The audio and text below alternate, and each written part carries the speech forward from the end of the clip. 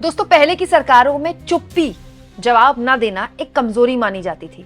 अब की सरकार में तो ऐसा लगता है कि ये एक स्ट्रैटेजी है, कुछ जवाब ही मत दो, गायब हो जाओ, ऐसे रिएक्ट करो जैसे कुछ हुआ ही नहीं है। इस वक्त जिन हालातों में देश है दोस्तों, मुझे लगता है कि इतने सवाल देश के आगे कभी नहीं खड़े थे जो आज के दौर में खड़े हैं। लेकिन क्या आप ये सोच सकते हैं, अगले 8 दिन, जी हाँ, अगले 8 दिन मतलब एक हफ्ते से भी ऊपर का वक्त, जब हमारे देश के प्रधानमंत्री 5 अलग अलग देशों की विदेश यात्रा पर निकल रहे हैं। अच्छा, ये भी गजब का संयोग है, जब भी ये सरकार घरेलू राजनीति में किसी भी मुश्किल में फंसती है, आप देखिएगा मोदी का कोई ना कोई विदेश दौरा निकल कर आ जाता है। हालांकि विदेश दौरे तो पहले से ही प्रस्तावित थे, लेकिन मैं तो संयोग की बात कर रही हूँ। अब दोस्तों, कल से मोदी 8 दिन के विदेश दौरों में जा रहे हैं, और जिन देशों में जा रहे हैं उन देशों की क्या क्या स्ट्रैटेजिक इंपॉर्टेंस है उसको लेकर मीडिया आपको अब तक कई चीजें रटा चुका होगा। लेकिन दोस्तों, मैं आपके सामने कुछ और सवाल रखना चाहती हूँ। दोस्तों, आप सोचिए, किसी भी मुल्क में ऐसा हुआ होता ना कि एक प्लेन क्रैश में 275 लोगों की जान गई होती, किसी भी मुल्क में, उस मुल्क की पूरी सरकार हिल गई होती। लेकिन हमारे देश में ऐसा सन्नाटा है जैसे कुछ हुआ ही नहीं है। लोग भूल गए हैं कि अभी कुछ हफ्ते पहले इस देश ने एक भीषण प्लेन क्रैश देखा जिसकी वजह किसी को नहीं पता। Can you believe that? अब तक इस देश को यह नहीं बताया गया है कि उतना भीषण अहमदाबाद में जो प्लेन क्रैश हुआ एयर इंडिया का, वो क्यों हुआ।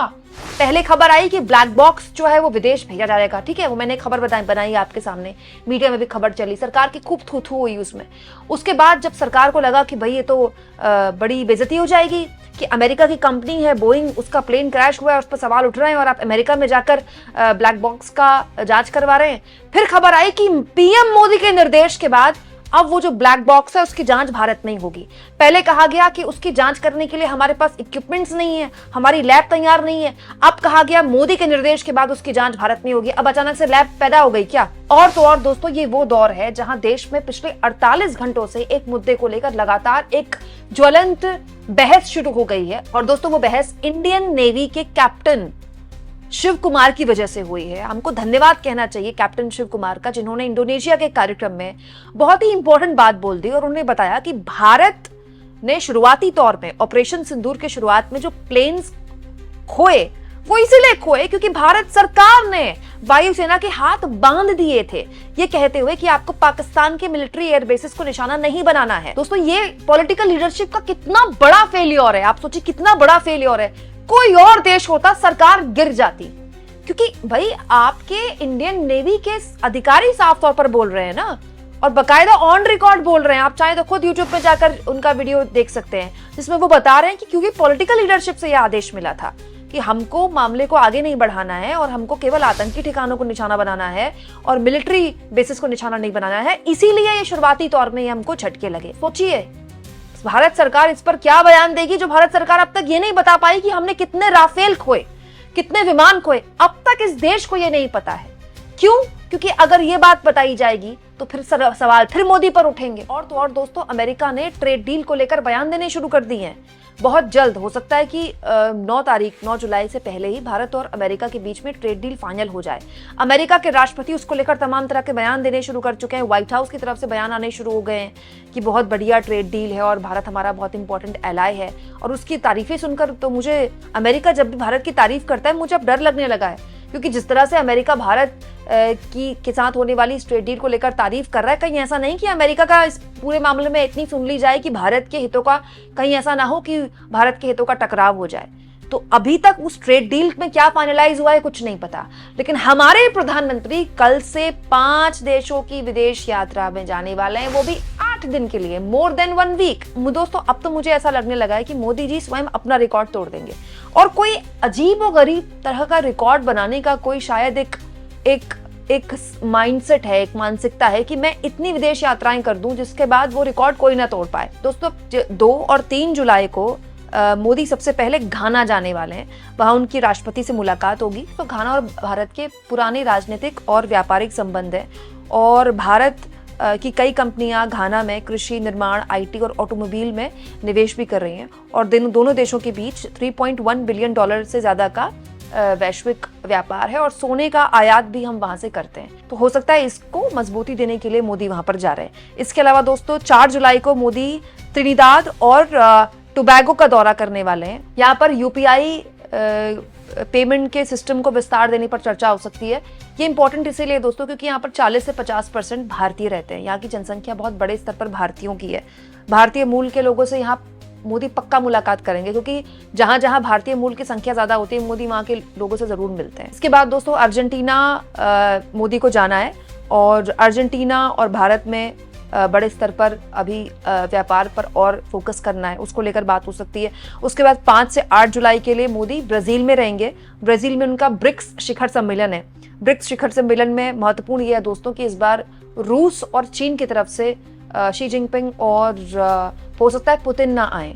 तो ऐसी जानकारी मिल रही थी कि अगर रूस और चीन के राष्ट्राध्यक्ष नहीं आ रहे हैं तो मोदी जाएंगे, लेकिन फिर भी मोदी वहां जा रहे हैं, और ये माना जा रहा है कि कई और अहम मुद्दों पर भी चर्चा यहाँ पर संभव है।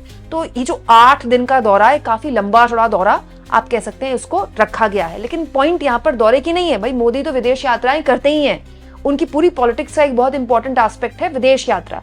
लेकिन ये जो इन देशों में जाया जाता है जहां पर हेडलाइन बनाई जाती है कि 30 साल बाद कोई भारत का पीएम जा रहा है, 20 साल बाद कोई भारत का पीएम जा रहा है, मोदी की ये विदेश नीति का एक पूरा एक नया एक चक्रव्यूह है। लेकिन ये चक्रव्यूह तब कहां चला गया था दोस्तों, जब हमें इन देशों के सपोर्ट की जरूरत थी।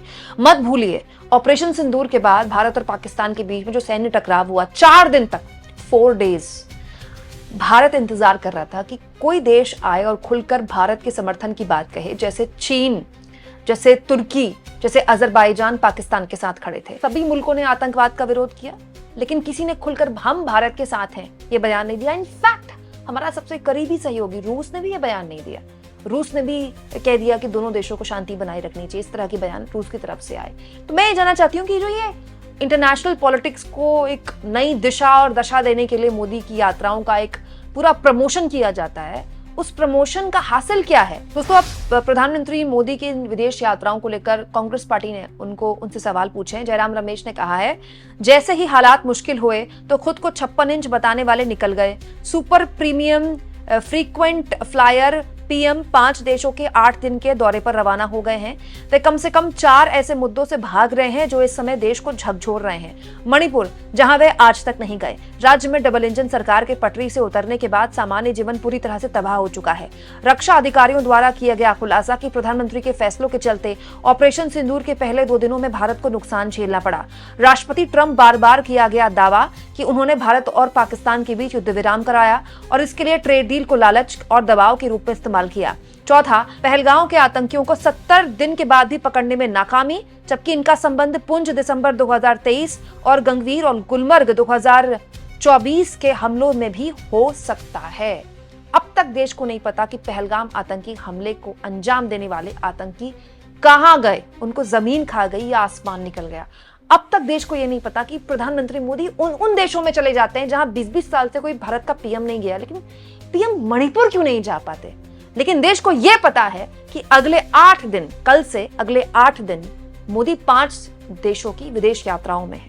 आप इस मुद्दे पर क्या सोचते हैं दोस्तों? क्या वाकई में ऐसा होता है कि घरेलू राजनीति में जब भी मोदी फंसते हैं उनकी कोई विदेश यात्रा हो जाती है? कमेंट बॉक्स में जरूर लिखें, और जितना हो सके दोस्तों चैनल को शेयर भी करें, सब्सक्राइब और थैंक्स और ज्वाइन।